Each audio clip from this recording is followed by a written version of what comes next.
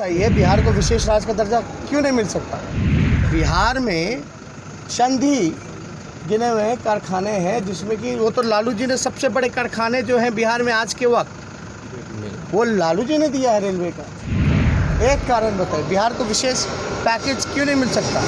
मुख्यमंत्री जी कोरोना काल में बहुत नियमों का पालन कर रहे थे, तब उनका हेलीकॉप्टर बाढ़ पीड़ितों से कोरोना पीड़ितों के लिए सुविधाओं के लिए मजदूरों के सुविधाओं के लिए वो बाहर नहीं निकल रहे थे। नमस्कार, न्यूज़ फॉर नेशन देख रहे हैं आप। आपके साथ मैं हूं ऋचा शर्मा। जनसभा को संबोधित करने से पहले तेजस्वी यादव नीतीश कुमार पर ताबड़तोड़ कई हमला बोला है। तेजस्वी यादव ने सबसे पहले ये कहा कि सीएम नीतीश कुमार कंफ्यूज्ड हैं।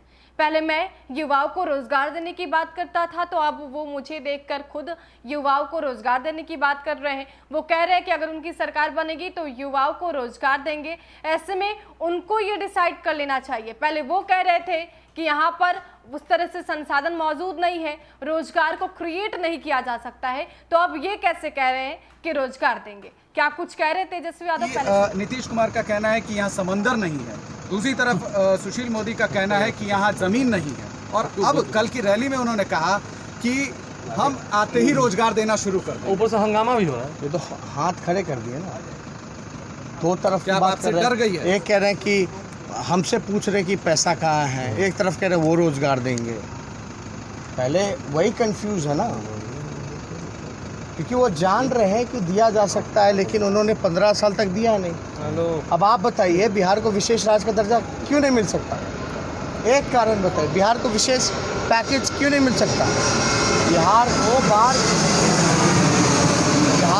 बाढ़ के लिए जो तबाही हुई, नुकसान हुआ, उसकी भरपाई के लिए आपदा के घड़ी क्यों नहीं सहायता मिल सकता? कारण तो बताए ना। ये और जितने शुगर मिले थे, जितने पेपर मिल थे, जितने जूट मिल थे, ये बंद हो गया। ये खुले हुए थे ना। अब ये बहाना देना कि लैंडलॉक्ड है, पंजाब भी लैंडलॉक्ड है, हरियाणा भी लैंडलॉक्ड है, राजस्थान भी लैंडलॉक्ड है, लेकिन कारखानों के मामले में, इंडस्ट्री के मामले में, आईटी के मामले में बहुत ज़्यादा, मतलब आप बिहार का कोई कंपैरिजन ही नहीं है। बिहार तो बहुत निचले स्तर पे।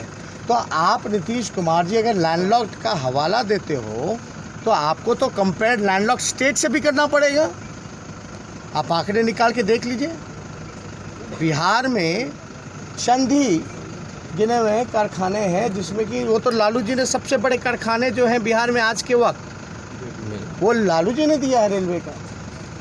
तो ये बहाना अब चलने वाला है। आखिर बीजेपी की क्या मजबूरी है कि वो कह रही है कि सीट कम भी आएगी तो इन्हीं को सीएम बनाएंगे? आत्मनिर्भर बिहार की बात भी बीजेपी कर रही है। बार बार बोलने की क्या जरूरत है? ये बार बार बोलना का क्या मतलब है? अब हमको इनकी अपना गठबंधन है, हमारा अपना गठबंधन। हम लोगों ने एक बार प्रेस कॉन्फ्रेंस किया, एक बार घोषणा की। हमारे तरफ से तो बार बार बोलने की जरूरत ही नहीं है। इनका तो कोरोना काल से यही राठ लगा हुआ है, अब तक नहीं खत्म हुआ। मुख्यमंत्री जी कोरोना काल में बहुत नियमों का पालन कर रहे थे, तब उनका हेलीकॉप्टर बाढ़ पीड़ितों से कोरोना पीड़ितों के लिए सुविधाओं के लिए मजदूरों के सुविधाओं के लिए वो बाहर नहीं निकल रहे थे, क्योंकि कोरोना था। अब मुख्यमंत्री जी बताएं कोरोना है कि ख़त्म हो गया? अगर है तो अब क्यों निकल रहे हैं? अब क्यों बाहर निकल रहे हो भाई? कुर्सी के लिए, वोट के लिए।